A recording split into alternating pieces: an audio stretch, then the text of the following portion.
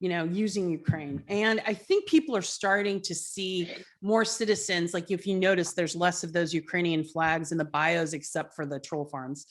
And, but what you don't see is, like, for instance, Ava Bartlett just, did a video series, because she's boots on the ground there in Donbass, of the butterfly, the petal bombs that are being dropped on the civilians in that region, and the horrific, war crime that is.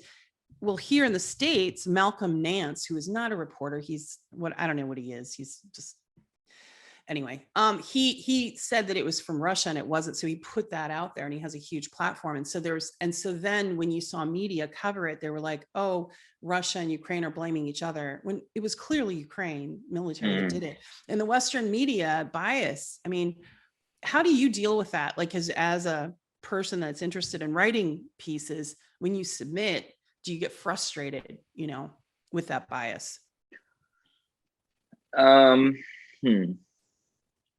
Sometimes I find that these, at least for myself, that these biases can be an opportunity. Because, for example, the main thing that I've been doing for the past couple of years has been reporting for Xinhua News Agency, which is China's official news agency. And I do local news in the Czech Republic.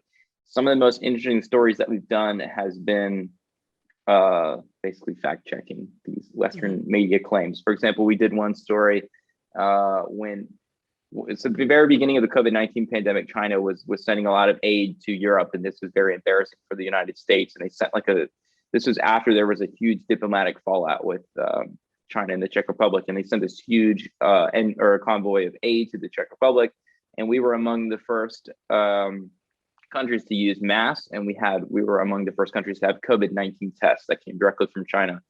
There was a story that was here, and I believe it was implanted in the local media by, you can guess whoever, but it was a total plant. It's so obvious to me that this is what it was. And they quoted like some nurse at a hospital that said, yeah, well, like most of the tests that we get from China don't work.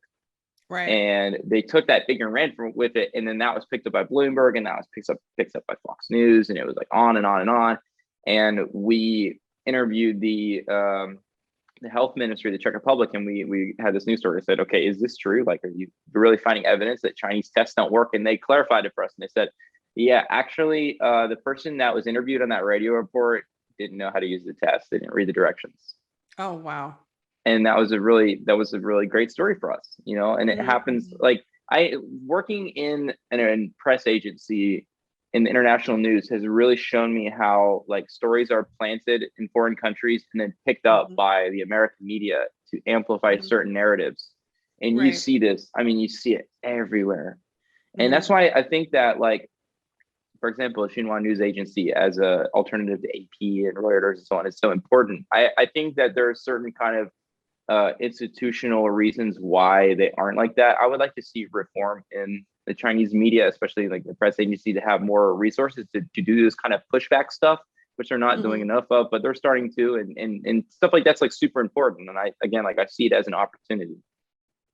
Right. But I know it's amazing how just doing your job can lead to you having like security issues, like you just had told at the top of the story.